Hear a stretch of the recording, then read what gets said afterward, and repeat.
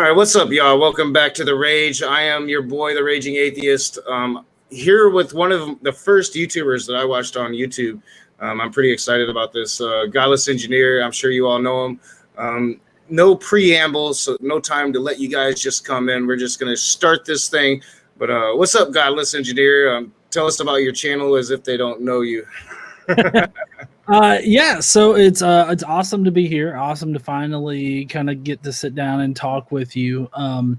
If you guys don't know me, I'm Godless Engineer on YouTube. You can just put in the search bar Godless Engineer, and you can go and find me. I do a lot of different topics, mainly in the vertical of atheism and religious sort of topics.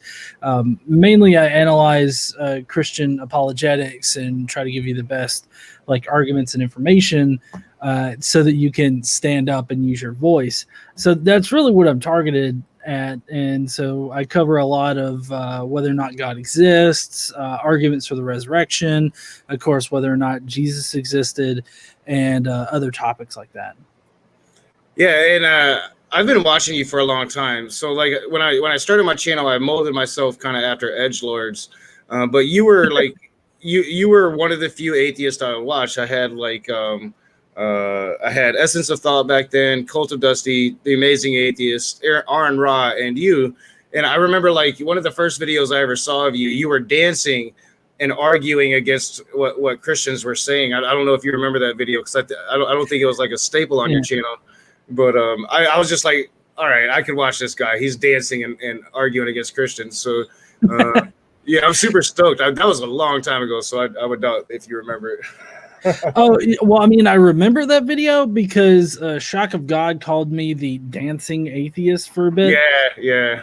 And I know, whenever these apologists have, the really catchy tunes at the beginning of their videos or during their videos, I like to over accentuate that. With a dance, because I can't dance, but I can't dance proudly. Well, that's me. I've been told I look like Lurch when I try to dance. Oh, really? Yeah, it's a big tall guy, no rhythm. But yeah, and unfortunately, we seem to have a particular cupcake in our life. So I know Kit Hovind CPA, he's Prince of Pass on Twitter, wanted us to talk about Matt Powell, the pterodactyl, Civil War, all of that. Because I can't quite remember if he ever mentioned that, but I do remember seeing your guys' discussion about that. And I do have a little bit of something that we can play after you kind of speak about it.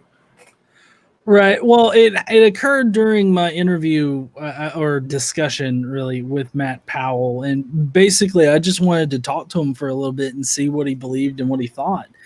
And Matt just brings up, I can't remember why we got onto the subject of pterodactyls. I think it was his creationist sort of standpoint, his anti-evolution standpoint. And we got onto that, and he starts talking about how Confederates shot down pterodactyls, and you can go out there and find pictures of it. And I'm just sitting there like, what in the fuck is he talking about exactly? I had never heard this particular claim before. And then he also talked about how the Loch Ness Monster has been photographed and all this other stuff, and how these are all really dinosaurs and stuff like that. So it was kind of interesting, but at the same time, I found myself visibly dumbfounded. Yeah, I couldn't believe it. I think I confronted him on it, and he kind of denies it now. But don't quote me. But I think I did confront him on it on one of the times he came on my channel, and I think he denied it. And I'm like, dude, everybody saw it.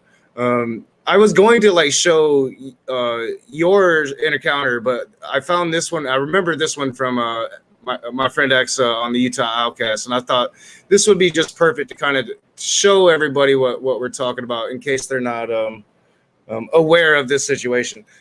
Mm-hmm. Yeah, and you have to go. If you guys went to Godless Engineer's channel and watched the actual video, he makes some of the best faces when he's talking about this. He says, if we believe, if Sorry, let me start over there. I'm getting a little bit too excited for Matt Powell voice there. I believe that if we study history, the Confederates were able to shoot pterodactyls, back in the Civil War. What? And they spread these things out. Anybody can look it up online. They spread these things out, and this is a historical fact.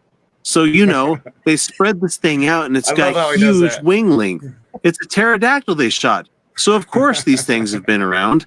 Now, they went extinct, obviously, slowly but surely. And so I don't believe that just because at some point in time, coming from your perspective, that just because they stopped talking about it means they never saw it, when we have all this evidence that they've seen it. What? He's going to show the picture, There is an image that has been floating around on the internet where it supposedly shows Civil War people. All right, like right there. Who in their right mind can't look at this photograph and say, yeah, Photoshop is a thing? Well, yeah, and so Matt didn't say this picture specifically, but given his description of the photo that he's talking about, this seems to fit perfectly with what he was talking about, because he's like, if you just search on the internet, you can find pictures of Confederate soldiers with the pterodactyls, all spread out and everything, because they were shooting them. And it's just like, that's the first thing that pops up on an internet search for Confederate soldiers pterodactyl. And so it's so crazy. Yeah, it's absolutely insanity. And I mean, it really doesn't surprise me now that I know him better. But when I first heard this, I was like, oh my, I felt embarrassed for him. I'm just like, dude, I feel so bad for you. But then, I recently covered where he was talking about the whole octopus from outer space thing and totally tried to straw man you and say that this is your position and the position of evolution. I wanted to let you just comment on that, just to give Matt Powell, because he is going to be just really, really, really upset about this situation right now that me and you are here sitting here talking and sharing stories. Well, yeah. So I saw Matt Powell's response to me about it, and I don't remember it too much, because it was pretty much just a recut of his video or something like that, and he just added in maybe some extra information. But regardless, he was basically misreading a paper and assuming that is the consensus of scientific thought, I guess, or of the scientific community. And so he was representing it as, oh, evolutionists think this. And it's like, well, no, a certain set of scientists proposed a speculative theory about how they could have such different DNA, and they threw out this wild idea that they hitched a ride on meteorites and they landed here, and so they're literally aliens or something. And it was not well received in the community. You have various people that put forth good points as to why these guys didn't even consider the lineage of octopuses and their evolutionary lineage. So none of it made sense. But for some reason, Matt Powell just reads maybe the abstract of the paper or something like that, and he just runs with it. And he does it because it sounds ridiculous, because it is ridiculous, but it's also not what evolutionists, as he would put it, or just normal fucking people think about evolution. And so he's the king of straw men, is basically. Yeah. We don't go around talking about, in fact, I never even heard it until he brought it up in context to however he brought it up.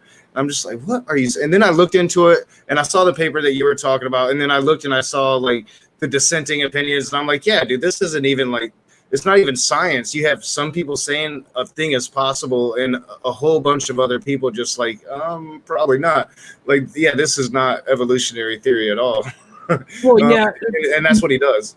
Yeah, well, mainly the biggest problem with the whole idea was that they were trying to explain why the Cambrian explosion happened, and the problem with that is that octopi or that particular evolutionary line was already evolving into different species.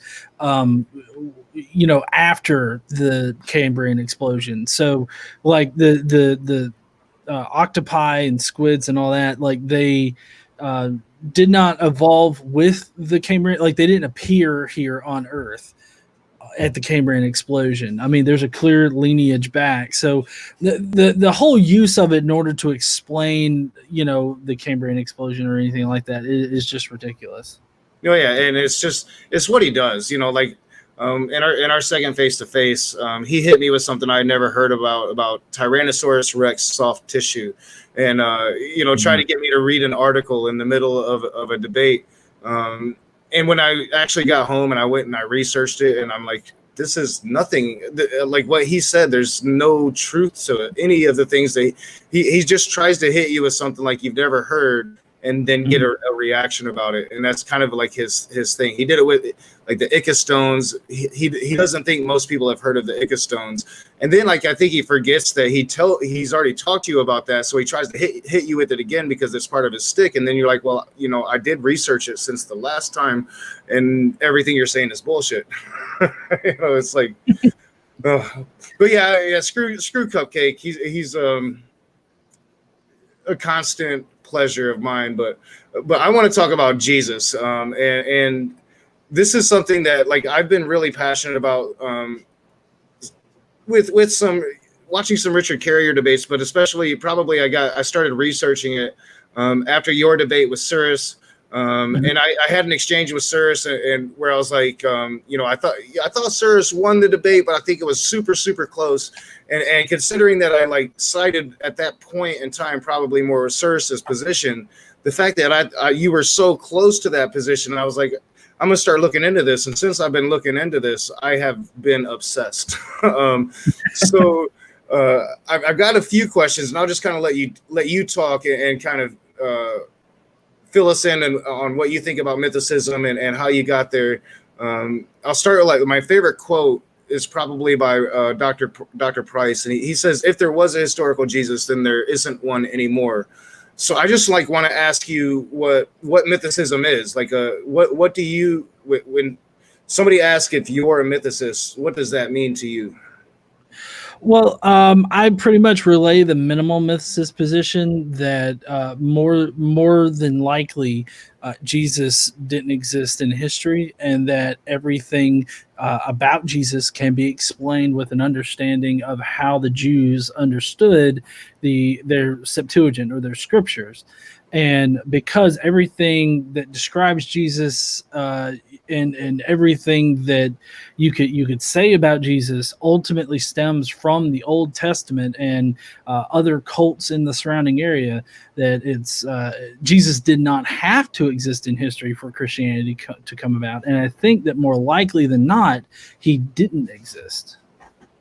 Yeah, well, and I think that's where I'm coming to now. I think that I've always said, well, he could have been just like a normal rabbi, and that's pretty much my next question. Is like, and I think he just answered it. So, do you think it's possible that he existed as a human, like a base that was mythicized, a rabbi Yeshua, or do you think Jesus is just a character that was purely invented, maybe by Paul or other writers of the era that was really trying to mythicize the religion?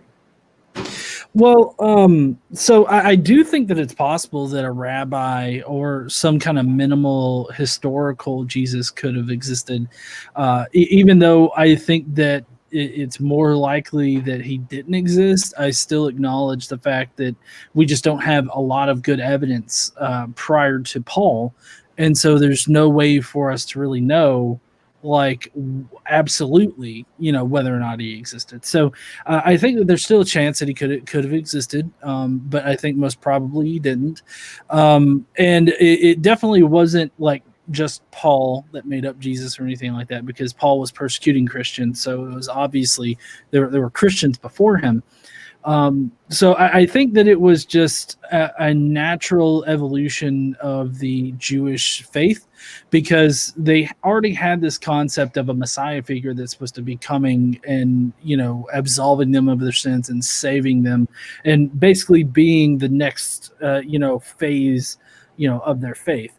And so with that understanding, coupled with the surrounding cults that revolved around savior deities, dying and rising gods, it's just kind of a natural evolution from the Jewish faith into this new faith that was Christianity, which started off as a mystery cult at first that had a lot of different sects to it, and it actually wasn't very standardized until much later. Like, I think the first indication of standardization that you could probably get to is the 2nd century.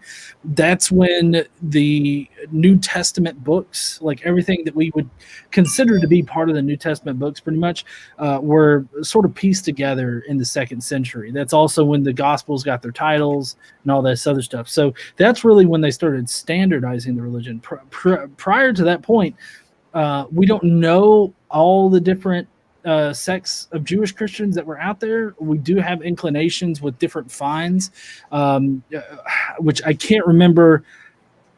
I think it might have been the Nag Hammadi library that has all the different, several different apocryphal texts that represent different ideas about Jesus. But even within the New Testament, you have several different ideas about Jesus that are contradictory. So it's not really a stretch to say that there were just this plethora of different sects out there that represented their own personal view of Jesus. And I think the most likely reason why that was the case is that there just simply was no human person in which to base, the faith off of. They were able to just make stuff up, and since nobody was around to really refute it, it went unchecked until the leading line of Christianity, which would have been Pauline Christianity, eventually won out and gained popularity. Yeah, and I think that's kind of where I always was too. Like, I was always like, there probably was a real guy, but the Jesus of the Bible definitely didn't exist. And I think that's where I've really changed the last few months, is that, like you said, it took so long for them to really get the Christianity that we would recognize today. Like before that, it was a bunch of different sects with a bunch of different ideas. Like I personally read at least all of the Dead Sea Scrolls that were in my copy of the Gnostic Gospels. It was called like the Gnostic Gospels. I think there was like maybe 12 different Gospels in there, something like that. And you do get a very different idea of how different people were seeing Jesus in different ways.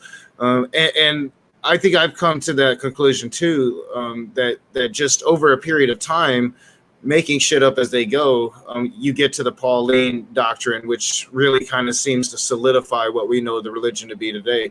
And I think most atheists are like that. Like, I don't think you can be an atheist, especially if you're like a former Christian, and you're looking at the Gospels and say, hey, that Jesus in that book was true. I think that's what, you just wouldn't be atheist. If you thought it was true, then you would believe in Jesus. So I don't understand why do you think like mythicism, or correct me if I'm wrong, it seems like mythicism is the fringe belief. Oh, that's for those crazy atheists, as opposed to, hey, that's pretty much what atheists believe anyway. It just depends on how far you go with it. So is the question like, why is it still considered a fringe belief? Yeah. Well, it's countering the consensus, right? So automatically it's going to be in the minority, or the fringe, if you will. And the entire field of this particular area of history is primarily covered with Christians, and a lot of people want to use the token, atheist or secularist that it just so happens to be a New Testament scholar or historian that agrees that Jesus existed. They like to use those as evidence that, well, no, atheists also accept this too. While true, it's not because of good evidence, because this field, the people that represent the consensus also hold the consensus that Jesus resurrected from the dead. They also hold the consensus that God exists. And we would like everybody would agree, at least on the atheist side of this conversation, would agree that both of those things have not been proven. And even though the consensus among New Testament scholars is that Jesus resurrected from the dead, we still disagree with them because the evidence doesn't support it. I'm just equally, well, not just me, but mythicists, we just equally apply the same kind of skepticism to Jesus's historicity. And we come, at least the mythicists come out on the other side of it, not being convinced that Jesus did exist. Because really, when you get down to it, all you have is Paul's writings to actually base any kind of case of historicity on. And he's just too vague and ambiguous to really solidly place him on either side. Well, yeah, and fill me in on because I know that we know that some of Paul's writings are accurate, but then some of the writings that get attributed to Paul, we figured out Paul didn't really write them, right? Right. Yeah, that's what I thought. Yeah, he's got seven. He's got 7 epistles that are authentic, and let me. I don't have. I mean, I've got the gist of them kind of memorized, but I do have a list of them right here. Let's see. So the authentic epistles are Romans, 1 Corinthians, 2 Corinthians, Galatians, Philippians, and 1 Thessalonians. So those are the authentic writings, and then the ones that are forged are not necessarily proven to be written by Paul are 1 and 2 Timothy, Hebrews, 2 Peter, 1 John, and 2 John. Yeah, and 2 Peter is the one that has recently been used as an apologetic against the story of Noah and how, I guess Noah has went out and preached to all the peoples, and they just didn't want to come on the boat. And I'm like, yeah, that's not what Genesis says. But like outside of Paul, you really only have like a couple people, and I kind of wanted to talk about your issues with a couple of them, because I think that this is where you really got to me when I was listening to that debate, and then later as I was watching more of your content about the historicity of Jesus. It was the way you was able to get me interested in these 2 people and to really look into it for myself, to where I'm now clearly in your camp and agree with your position on the historicity of Jesus. You swayed me, but so what are your issues with Josephus? Josephus. In Josephus, you have the Testimonium Flavianum, and then you also have this James reference, right? And so my issues with that is that the Testimonium seems to be a whole insertion, because we don't have any reliable evidence that any kind of like primitive version existed actually in Josephus. That was disproven by Alice Wheely. She showed that there's the only version of it that we have ever had has been Eusebius's version. So to claim that there's like an earlier version that then later got redacted or interpolated by a Christian doesn't have any evidence to support it. So that's out. And then you've also got Paul Hopper, who did a textual analysis on that particular passage, and the verb usage doesn't match in it. The structure of the entire thing doesn't match Josephus. There's just a lot of internal problems to it as well. There's also it's vaguely reminiscent, at least in the story structure, in that particular part, to do you remember, I think it's Jesus on, it wasn't on the road to Damascus because that was Paul. It was in one of the Gospels where Jesus appears to people as they're walking along the road and they don't notice who he is. I don't know if you remember that story. It was a post-resurrection appearance. I believe that the structure of Josephus matches that particular thing. I think that might have been in Luke. But in any case, So there's a lot of internal problems with it, right? But then there's also the problem that it seems to be crammed into Josephus's work, because the paragraph that comes right after the Testimonium Flavianum references the paragraph prior to the Testimonium Flavianum. So it makes the Testimonium Flavianum stick out like a sore thumb, and it really doesn't seem to fit anywhere in Josephus's work. But logically, like, that's where right around there is where it would be if Josephus would have written about Jesus. So it kind of seems like it was just inserted by a Christian in order to generate some evidence for a historical Jesus from somewhat of a hostile source. So that's the first issue with it. And there's plenty of people that'll say, but the consensus says. I get that, but the consensus, like the people that hold the consensus, hasn't actually addressed those particular arguments against it. There has been no full rebuttal of either that or the entire mythicist position. So there's that, and then there's the James passage. The James passage is most likely interpolated because it probably didn't say who was called Christ in the James passage. It most likely probably said like Jesus ben Damnius or something like that. Because later on in that same section, James, who's killed in that section, his brother Jesus ben Damnius takes over. And so without any kind of explanation as to who this other Ben Damnius guy is, which just kind of gets brought up out of the blue. There's no explanation as to why they substituted the brother for the one that died.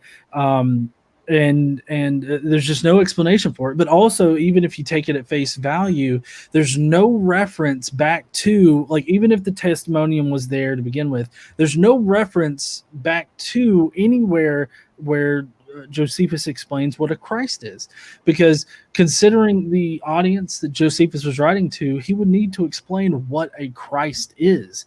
And so the fact that there's no references by Josephus explaining who this Christ was, why he was important, or anything like that, it seems more likely that something else was there to begin with, and that this was just a marginal note from somebody who thought this was referencing Jesus, rather than it was actually Jesus referencing a James. There's also no record of James, who's considered the brother of Christ, which is also kind of a misunderstanding of what it says in Galatians.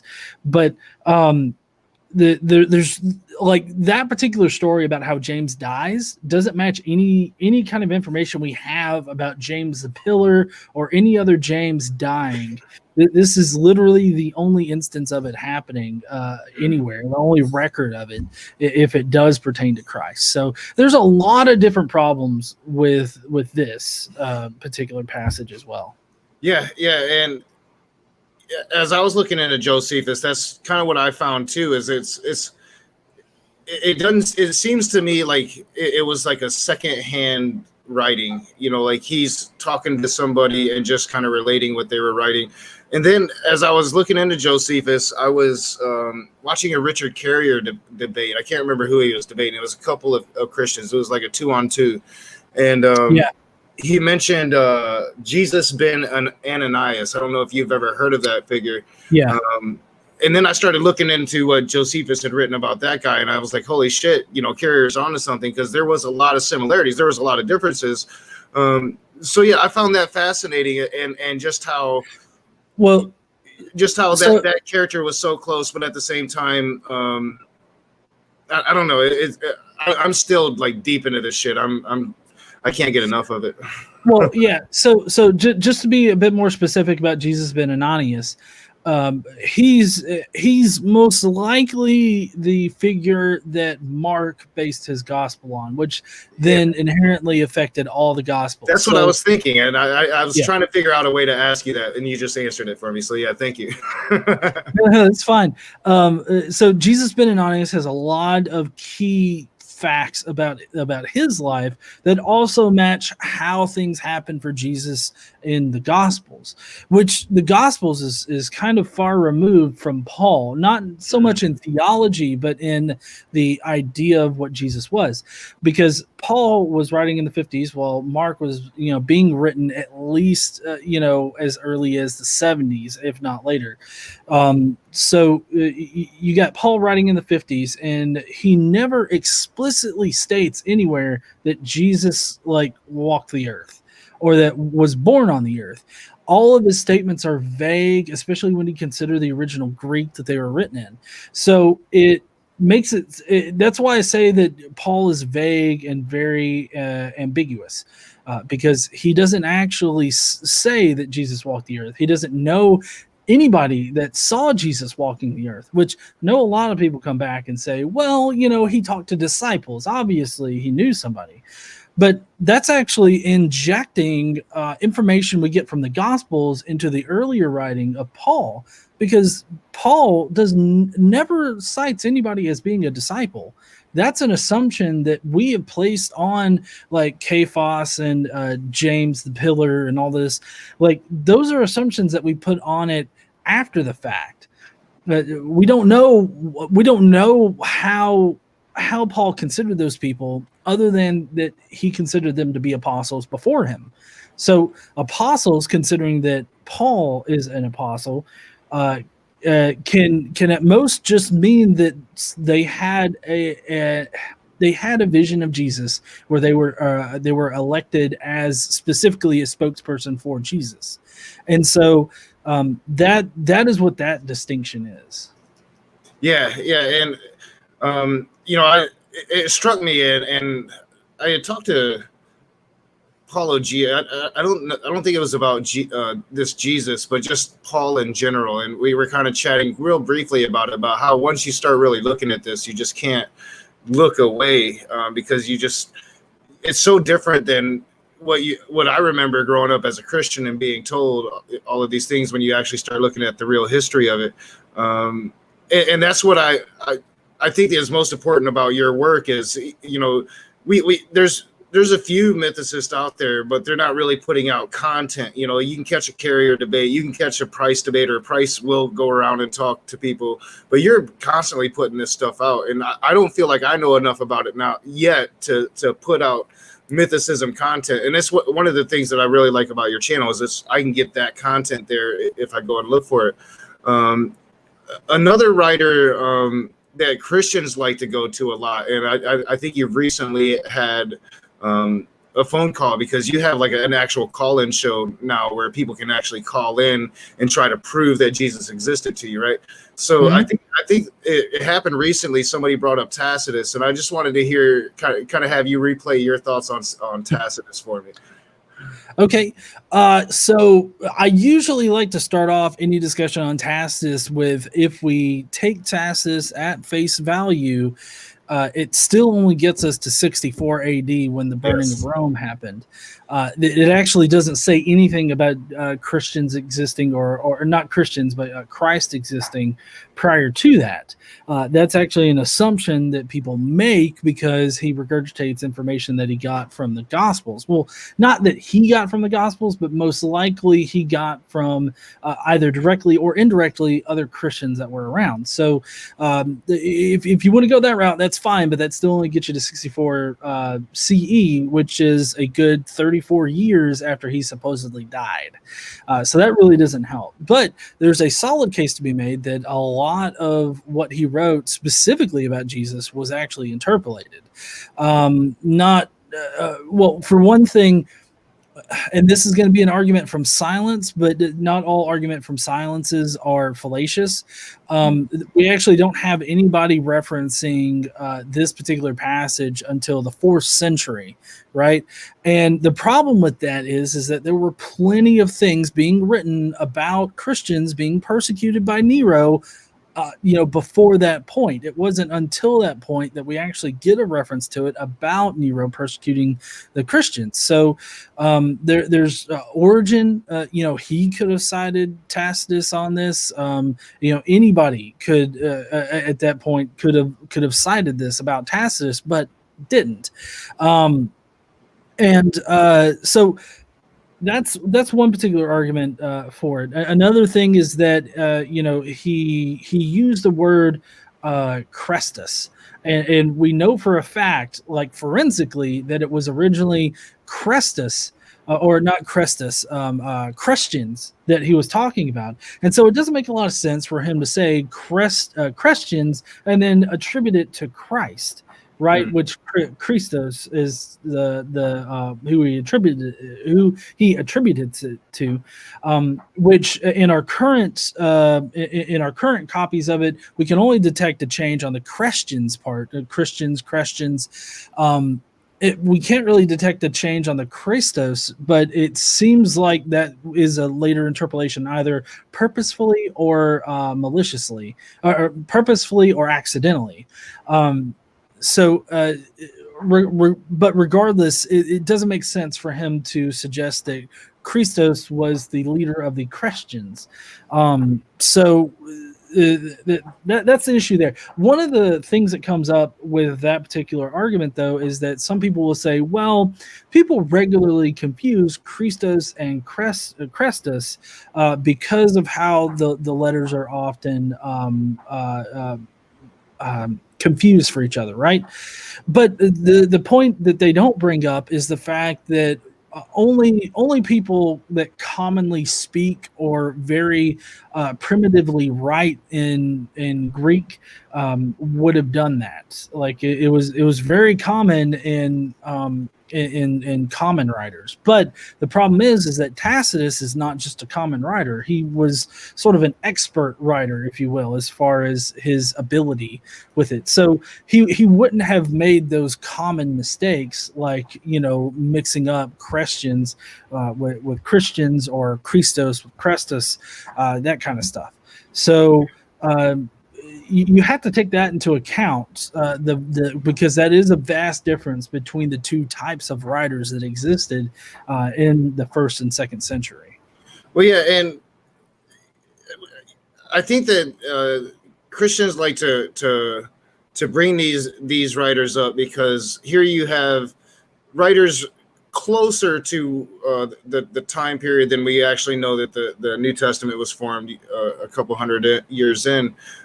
These writers wrote about Christians almost as early as Paul did.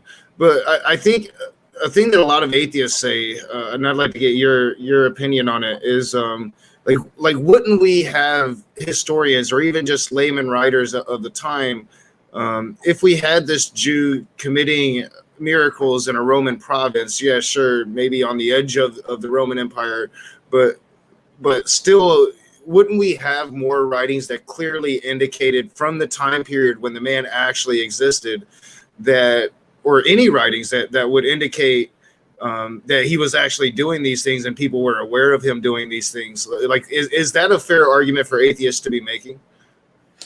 I mean, I think so, because, if Jesus actually did exist and, there were people that were around talking about him, talking about his ministry, you would think that, there would be some writings out there. But another thing that you have to consider is that Christians were in control of all of these documents.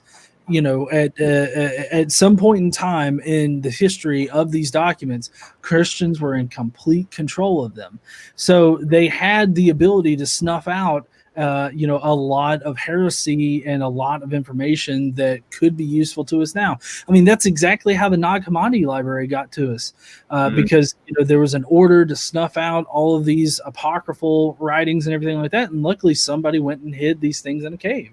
So, it's not that far out there to suggest that Christians were curating their own information and choosing which documents to preserve, which documents to destroy, and which documents to just let time consume, right? So there was that. Sorry, I had to get back on track to where I was. So the main, but I think the stronger argument is that we should definitely have seen concrete, like non-ambiguous statements from Paul about Jesus existing on earth. I think that's actually the strongest argument, is the fact that we don't have any of those kinds of statements from Paul that are just not ambiguous about it. You could go all day about, well, these people could have wrote about him, those people could have wrote about him. But I think the fact that Paul doesn't even write about his earthly ministry or anything that he did, I like physically on earth, I think is very strong evidence against the idea that Paul considered him to be an earthly figure, or that Jesus was an earthly figure in general.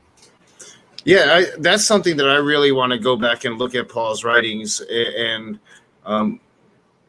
really just look at them and read them. I don't think I've actually read them maybe since I was a Christian, and because I've been on this Paul kick, to where I'm reading about this major rift he had with James and Jesus's apostles and the people that actually follow Jesus in life, and I start getting these ideas that Paul kind of like hijacked this religion away from the Jews. But I never really went and looked at it from that aspect. And you're not the first person I've heard say that, and I've heard you say that before, and I've just never really taken the time to go and look at the writings myself. So that's something that I really want to do, because like I think I've been attacking Paul in the wrong way. And as you're saying, like really, when in the argument for the historicity of Jesus, Paul is an ally, honestly, because he's not really validating what Christians need him to validate to make this man a god. Well, yeah, a lot of times, or even like maybe real, like I don't know. It's almost like he speaks of him as, from what I've heard, like he's always a spirit or something. I don't know. It's kind of weird. Well, so for Paul, he only knows about Jesus through visions and through his reading of the scripture. So Paul doesn't really. Paul never indicates that anything that Jesus did was actually on earth, because like when he's talking about the Last Supper, he never actually says who was at the Last Supper, where the Last Supper was at, or anything like that. With the coupled fact that Paul distinctly says that he didn't get his information from any person, that he only got it from visions in Scripture. Kind of seems to indicate that any kind of information that Paul would ever relay about Jesus came from those places. A lot of apologists like to just say, well, not directly say, but they would imply that that Paul is lying about that he obviously got his information from like earthly sources because he talked to so many people. But the eyewitnesses. I was going to ask you about the eyewitnesses. Supposedly he had talked to like 200 eyewitnesses or something like that. That's what they told me. Yeah, you see, I've never heard that particular claim before, but he never distinguishes anybody as an eyewitness, and he very clearly lays out that he didn't get his information from any person. So I really don't see a reason why we should think that Paul is lying to us in these instances. I don't see, like, if there could be somebody that that can make a persuasive argument that he denotes somebody as an eyewitness, or that there's a reason why we should not take him at his word, then it may be a defensible position. But at the same time, it's like, I just don't see a reason at all for Paul to lie at those particular points. See, maybe it wasn't Paul.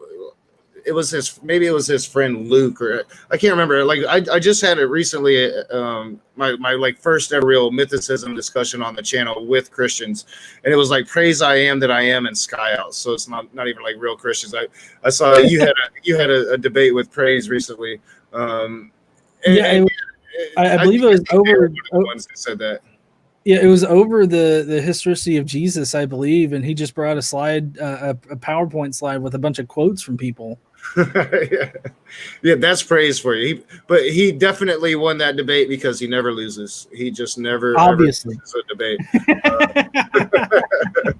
But I think it might have been one of them. But yeah, it was something like maybe either Paul or Luke went around Jerusalem and talked to 200 eyewitnesses that knew Jesus in life, and that's where they get all of their information. That's the apologetic that they slung at me about that.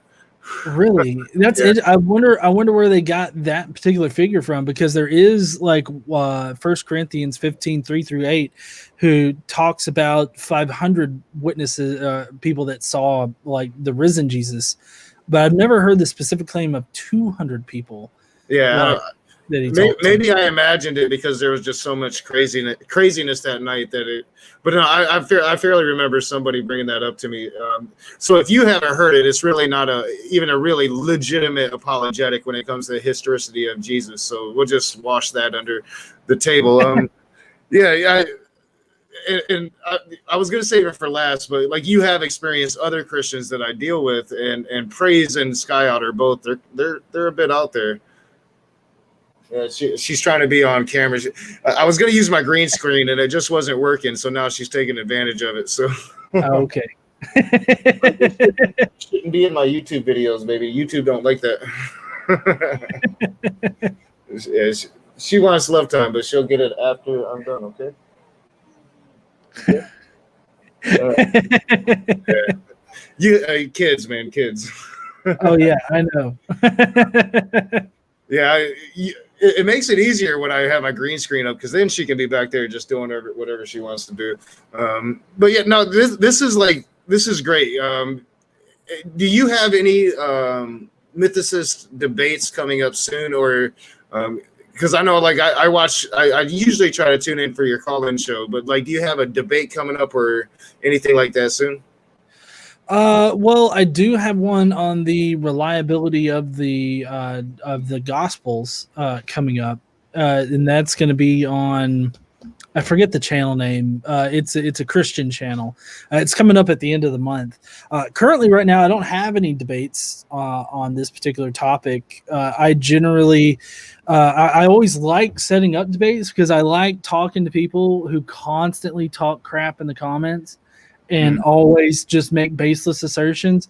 But I've opened up, the phone line to let people call in. Nobody seems to want to call in. Like all these people that talk crap in the side chat never want to actually step up and defend their position. It's kind of weird.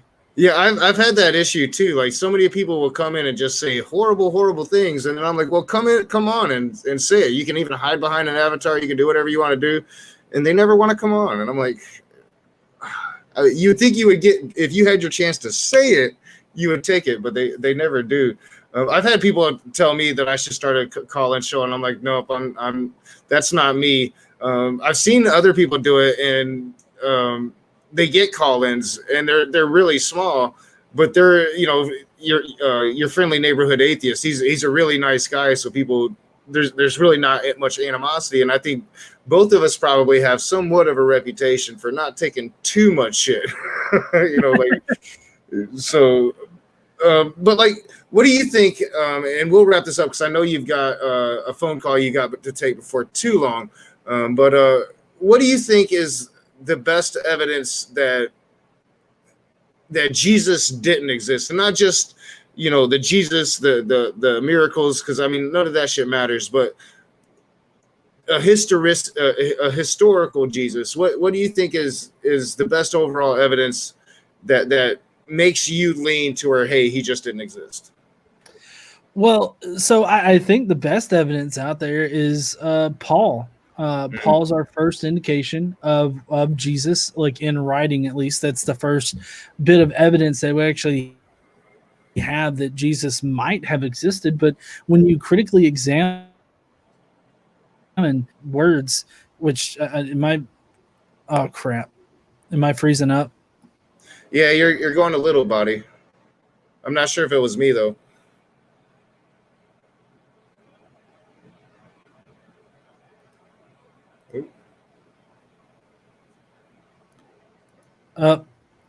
Yeah, I think we're losing you. Maybe my internet seems okay. My computer's deciding to crap out, I think. Oh, well, that sucks. I was having so much fun. Yeah. Well, that's all right. it happens. So we can just end it here. GE, I'm really grateful that you came on and shot the shit for me. Let me pick your brain a little bit. And yeah, this was awesome. If you're ever interested in coming in a room, if you have a couple Christians on and you want to have some fun, feel free.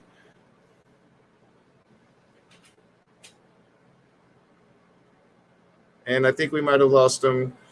Let me check over here. So yeah, the little one's in the background. I guess we'll just end it there. I was gonna pretty much end it soon anyway. I wanted to ask him his thoughts on praise and sky out, since we both experienced them as well. So next time we talk, we'll definitely do that. Hopefully you guys enjoyed the conversation. I was really looking forward to this. And he said he's trying to get it back up, so we'll give him some time to get back in, and maybe we'll close out the right way. This happened to me on the Damn Show. So real quickly, I'll tell you guys, I've been on the Daily Atheist Morning Show for the last 2 mornings, and not today, but the day before. And yeah, she's really enjoying being on camera and me not telling her to leave. But the day before yesterday, my computer went to hell. So wait, there you are. Yeah, I think I might be back. Yeah, I think you're good. I think you're back. Okay. Hi, I'm sorry. Right. Hi to your daughter in the background. Yeah, I'm not going to be able to get rid of her, I don't think. She's the future YouTube star. She's always asking me if she can do YouTube. So I keep giving her like the old equipment that I don't use anymore, and I keep telling her maybe tomorrow, maybe tomorrow, because like YouTube don't like kids too much anymore. So thanks for this, baby. But getting back to what I was saying about Paul, because I got rudely interrupted by technology. So with Paul, we just don't have unambiguous source, like any kind of information in Paul that would sort of tell us that Jesus definitely walked on the earth. We should expect to see that from Paul, but we really don't. And when you actually study like the arguments about the Greek that he used and you compare them, they make a lot of sense that Paul thought of Jesus as a purely celestial figure and not an earthly one, because with the James passage, he only uses a word that could either mean blood relative or fictive kinship. He never directly specifies it, and whenever he uses that word elsewhere, he's only talking about fictive kinships. So it kind of makes it more likely that he was talking about a fictive kinship at that point. It seems like a very cherry picking kind of argument to say that, oh, well, that's specifically about a blood relative. It's like you don't actually have evidence to support that. But then there's also references to Jesus being born, which again, if you study the arguments about how he uses the Greek there, you'll understand that he only uses a specific Greek word when he's talking about Jesus's birth. And that doesn't match like the times when he's talking about obviously human people giving birth or being born. He uses a much more explicit Greek word to indicate that they were definitely born, right? The ambiguous words that Paul uses are the things that sway me to the side of mythicism, because I really don't think that he ever considered Jesus to be physically here on earth. I think that he only considered him to be celestial. Yeah, and I have a couple friends that kind of get picked on by the greater Christian community because they're out there, or the Christians think they're out there, like Richard Mattson, this one guy, a few people like that, where they have very different ideas of Jesus. And like Richard Mattson in particular, that's one of the things he says is that Jesus is celestial and he hasn't even existed yet, and he won't exist until Judgment Day. It's like, and Christians give him so much shit about it, but at the same time, I'm just sitting back and I'm like, from what I've studied, from what I see, and based on what you're saying about Paul's writings here, like Richard might be closer than any of you, because and like I've read like Jewish lore about angels and a certain angel that had a lot of attributes that have now been attributed to Jesus. I can't think of the angel's name, but he's the angel's name was Jesus. Yeah, it was Jesus. How did I forget that? Because I even said that. I'm like, I caught praise with that. I'm like, do you know the angel's name? And he was like, no, I don't. And I'm like, it was Jesus. So yeah, it's like you don't even see that. It really once you look at all this information, it's almost impossible not to see it anymore. Right. Well, and also some might push back against you because like Philo is how we know about this archangel in Jewish ideology. And some people might push back on you saying, hey, Philo didn't actually say his name was Jesus. But see, the thing is with Philo is that he references the exact verse in Zechariah where the Septuagint version of Zechariah names this person that they're talking about Jesus. So it's not directly mentioned by Philo, but it's indirectly mentioned because he's talking about this angel. He cites this as the source for his like knowledge or verification, almost kind of like a footnote kind of thing, you know. And so with that tight coupling there, it makes it a lot more plausible that it was this archangel named Jesus in Jewish ideology that has all of the same attributes that Paul attributes to Jesus later. So it seems like they're talking about the same archangel, just in different ways. Yeah, and it's fascinating. And I don't think that people just understand how much information is out there, because it's like, it's easy for you, and I will ask GE Iron Chair here. I haven't actually read it, but I see that you're saying ask GE. But you know, it's easy to listen to you or Carrier or Price. You guys have been researching this for quite a while now.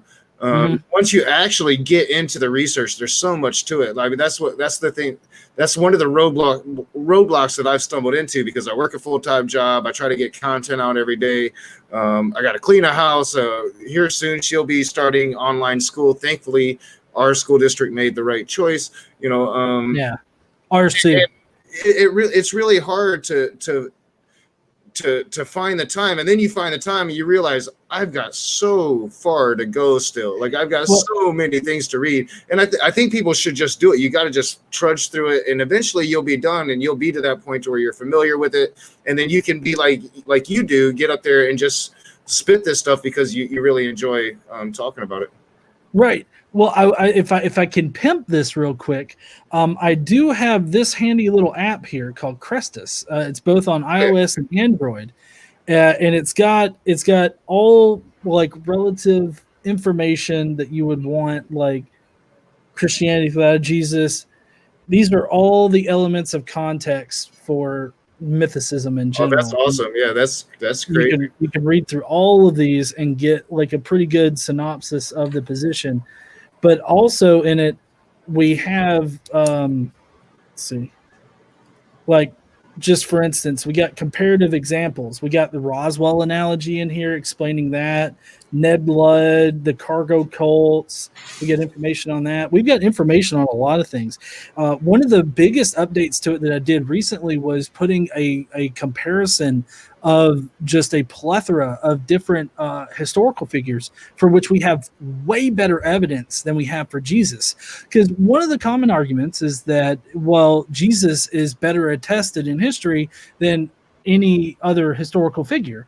But when you actually lay out the evidence for these other historical figures that they commonly bring up, it really does, that evidence dwarfs the evidence that we have for Jesus. So, I mean, if you want a really good rundown of like the mythicist position and everything like that, this is a really good app to get right here. Yeah, what was it called again? Crestus. And it like you. This is what I've done is I've taken Richard Carrier's peer-reviewed works, which include Hitler, Homer, Bible, Christ. I believe not the Impossible Faith is peer-reviewed. I can't remember if that one's peer-reviewed, but that and on the historicity of Jesus, they're all in this particular app right here. That's awesome. Yeah, I'm definitely going to check that out, and I'll get a link so people, if you're interested in checking that out, you guys can click the link and go there and check it out. If I can correct one thing that I'm seeing in the chat right now, Stephen Haskins is saying Jesus equals Horus. That's actually not a very good analogy, saying that Jesus is Horus, because Jesus isn't equal to really any other figure in these other cults. But but he does have a lot of similarities to dying rising gods. The best one to say is that Jesus is somewhat like Osiris. So if I had to give any kind of critique, it would be change it from Horus to Osiris, and you'll be a little bit closer, but I still wouldn't say that they're equal. Yeah, in my research, I can't think of all the cults, but the story of Jesus is somewhat similar to stories of cults that were in the area at the time. Osiris, you mentioned, there was a few other, and they all had these leaders that died and resurrected and came back.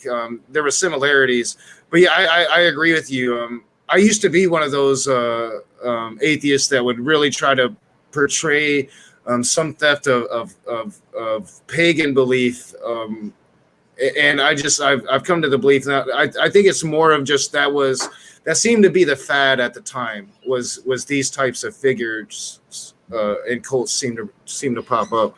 But I'm still I'm nowhere near into the history like you are. I still got a long way to go. It definitely gets pretty deep. But like I said, the app will get you really introduced to all of the different arguments for and against it. If you're not really looking to spend, over $100 on all of these books and spend a lot of time going through it, the app does cost a little bit. It's only like $7, but that's because I have to pay like licensing fees to Richard Carrier himself for using his work, for using his blogs and everything like that. It seems like a pretty good resource, especially because this is, again, it's an issue that I'm seeing. It seems like more and more scholars are starting to take it seriously, or at least willing to come out and have the conversation. But a lot of scholars just won't get behind mythicism. I think I saw Carrier talking about it, to where a lot of them, their careers are on the line, and they might hold a position to where there's really no historicity to Jesus, but don't really want to come out publicly and speak to that, because it could affect the way that they earn their money or their careers and statures in their communities. So, and that's kind of sad, because I think that, if you just really consider it, that just looking at Bible Jesus, there's no way. I mean, and once you start there, it's not very hard to really start to at least think, was this guy ever even real at all? And I think that's a good question for people to be asking. Well, yeah, and that's the big distinction, is that this is a very niche sort of topic to talk about. Mm-hmm. I definitely wouldn't suggest having or making this topic a main talking point against any common Christian. Unless somebody is going to come at you with specifically, oh yes, Jesus did exist in history, then you can lightly touch on it. But for the most part, people that you're going to run into on the daily basis in common conversation are not going to be all that, into this particular topic. But that's where mythicism has a lot of different uses, because you can still argue against the biblical Jesus using the exact same information that we have for the attacking the full position of historicity. So I agree with that, and I think that I think having any information in your toolbox is good if you're going to be battling Christians. Like, if you're not going to be out there talking to Christians or having these conversations where you're pitting your ideology against theirs, then it's probably not as important to you. But like for me, dealing with a lot of different Christians, from progressive Christians all the way to very, very, very fundamental extremists, I like to have information. I want to be able to. I've made those mistakes of walking into those into conversations and not having enough information. So I don't think you can never have enough. I think that's a good point. And you never know how you're going to use it. So I wholeheartedly agree with you. I think that you might have answered Aaron's question somewhat, but I'm still going to ask it. He says, Ask GE if Paul got the idea of Jesus from Philo of Alexandria, who was a contemporary of Paul. Philo was also a Jew like Paul was. But I don't think that Paul got his idea about Jesus from Philo, because, like we said before, Paul got his information from visions and scripture. So I think that it's more or less likely that there was a climate, at that time, an environment for Jews to progress from, Judaism to this Jewish Christianity, where there was just a common idea about this archangel figure. And that's why you have Philo, who comes to, this conclusion about this archangel figure. But then separately, which we don't really have a link between Paul and Philo as far as like communication or anything like that, as far as I know. They have come to it independently. Paul came to it independently of Philo, but you've also got like the Talmud, who's got a completely different idea about the Messiah figure of Judaism, because in the Talmud, the Savior figure is actually two figures, one that's meant to die, and the other one that's supposed to come back and resurrect the one that died. So, I mean, there's just a vast array of what this Jewish Messiah figure that's supposed to save the Jewish people. There's just a plethora of different ideas about what who he was, what attributes he had, and everything. So it's just I think there was just a climate at the time. Yeah, and as you said, like I think too often what gets lost in the conversation is that for a long time, there wasn't any really organized religion behind Christianity. There was a bunch of different sects that believed a bunch of different things. And a couple hundred years after this guy supposedly existed, it seems like one of those sects finally won out. And that just doesn't really get talked about too often. Christians don't seem to really like to go back there. I've tried to have the conversations with Christians about James. And real quickly before we end it, I just wanted to get like, where do you fall on the whole debate? Was James the brother of Jesus, or was he just a brother of Jesus? Well, so I did mention something before. I think you mentioned it earlier. Yeah. I think that more specifically, he was more likely talking about a fictive kinship rather than blood relative. But again, that's due to his usage of the word in other contexts, and how that he seems to be, dictating that it's a fictive kinship then. And there's nothing to suggest that it was a special, like he was specially using it for the brother of the Lord situation. So I definitely think that it was a fictive kinship, not a blood relative. I mean, and do we even know for sure? Like, I think it's safe to assume that Mary and Joseph had children, but does Scripture actually specifically say that Jesus had blood relatives? Because I can't remember if it does. Well, no. So there's no. The Gospels talk about how he had brothers or whatnot. Like I know in Mark, there's a section there, but it's still kind of vague as to what he means. Because it could be fictive kinship or it could be blood relative. So I mean, I don't think that there's, other than him having a mother and a father in the Gospels. I don't think that there's anything that suggests anywhere that he had like family members that were part of the church. Yeah, and I agree with that. And I'm also realizing that now that she's 10, it's going to be just impossible to have her old rules about streaming. she's more than determined now. My son's 10 too. Really? Yeah. If I could answer a quick question that was asked by Jesus Mike. Please. And I'm notoriously bad about missing the chat, guys. So if I missed anything in the chat, I'm totally sorry about that. Well, both Jesus Mike and Mama Atheist kind of have somewhat of a similar question. Jesus Mike said, what do you think about the argument that focusing on the supernatural claims is more useful than worrying about if a central figure of a religion existed? What do you think? And I think, like I said before, I guess I kind of covered it, that this is a very niche topic, right? This is a not something that you would generally want to bring to a debate or anything like that, as far as an argument against like the Bible or the Gospels or anything of that nature. You only want to like bring up, you know, hardcore mythicist position if that's specifically the topic that you're talking on.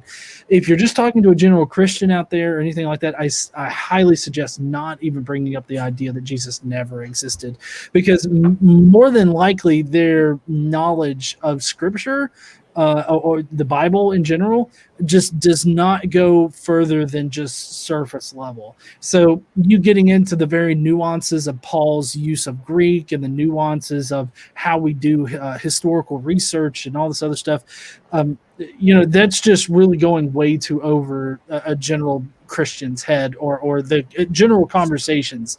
It goes a little bit too deep for that.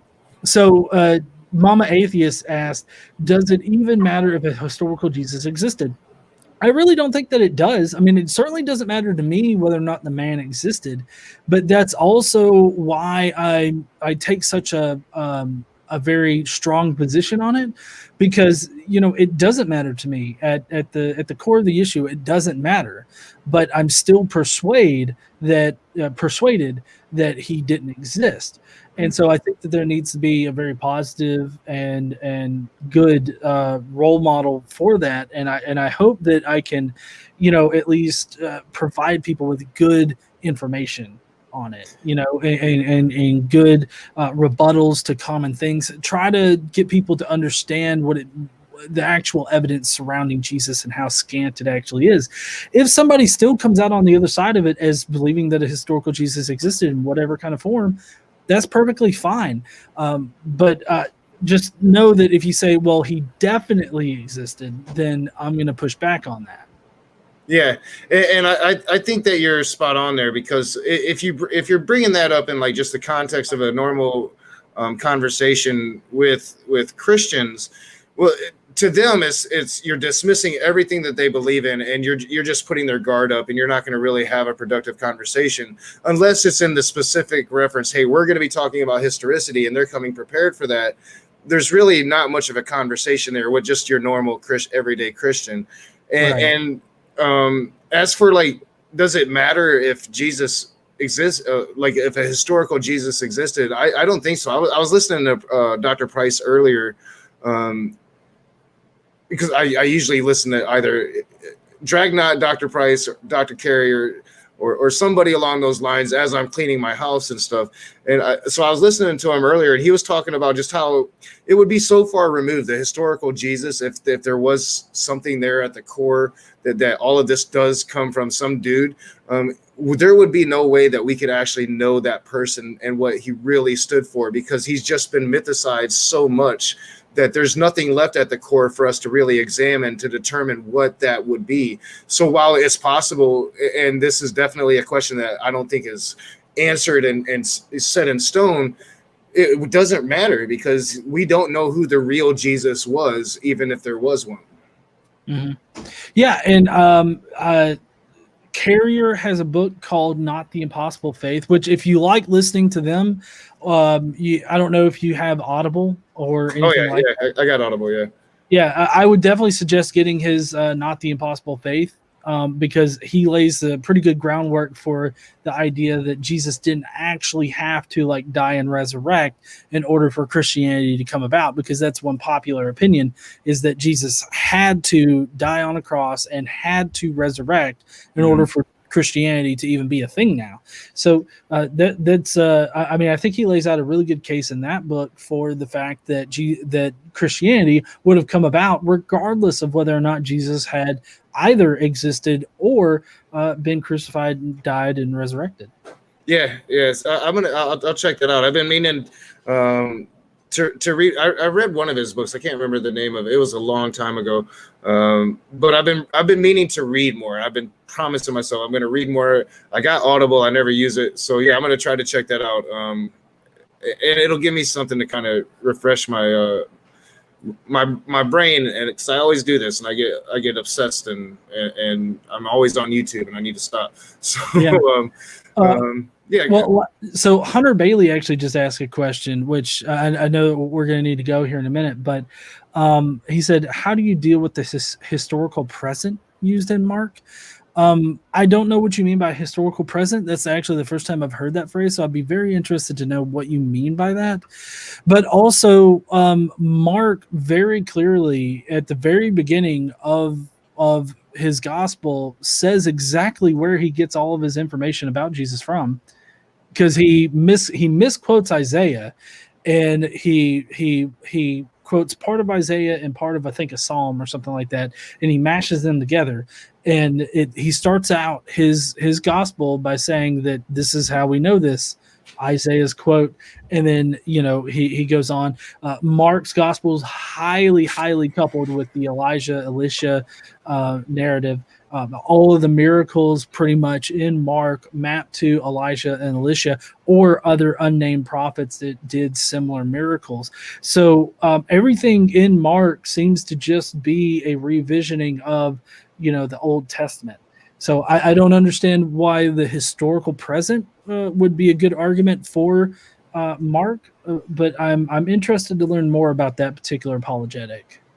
Oh yeah, and you can definitely tell that GE's been doing this for a long time, because he's all over the chat. I'm like, I am missing shit left and right. I am so bad at the chat. Like I get into so much trouble for it, because I didn't even notice that Hunter Bailey's there, and he seems to be a nice young dude, a Christian that I would love to talk to, and I'd love to hear if he has questions about mythicism or would like to challenge you on it. I would definitely watch that, because I believe, correct me if I'm wrong, Hunter, I do believe he's a part of Sentinel Apologetics.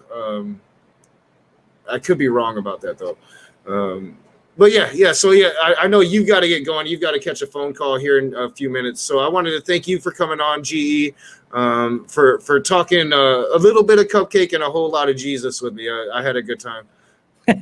Yeah, I had a good time too. This was great. I love talking about this topic. I could go on for hours about it. So I could listen for hours, and one of these days, like when I feel really comfortable and I'm going to come out and I'm like, yep, I'm a full-blown mythicist, let's have this conversation.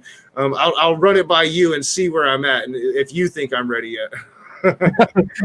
Well, I got to tell you, even I'm not ready for every single thing that could come out. But I always work every day to better myself. I've actually got right now an update that I'm trying to get published for the app that actually includes all of the different parallels and how tightly coupled the Elijah narrative is with what we know about Jesus. So that's going to be in a future update. Awesome. Yeah. I'm looking forward to your future content, man. And again, I want to thank you for being on. And this is kind of surreal for me. Like, there's been a few times when I got a chance to meet people that I've just been watching forever. And here's another one. And it's the good thing about YouTube. And that's what I tell people, if you guys, if you have something to say, just start saying it. And before you know it, you're probably going to be speaking to a lot of people you've been watching for a really long time. So yeah, it's been awesome. So thank you so much. I know you've got a phone call. I still don't have a Patreon screen, guys. I've been bad today watching like debates and shit. Sorry. But I'm going to get that fixed and updated for the new patrons tomorrow. So thank you, patrons. And yeah, we'll see you guys really, really soon. All right.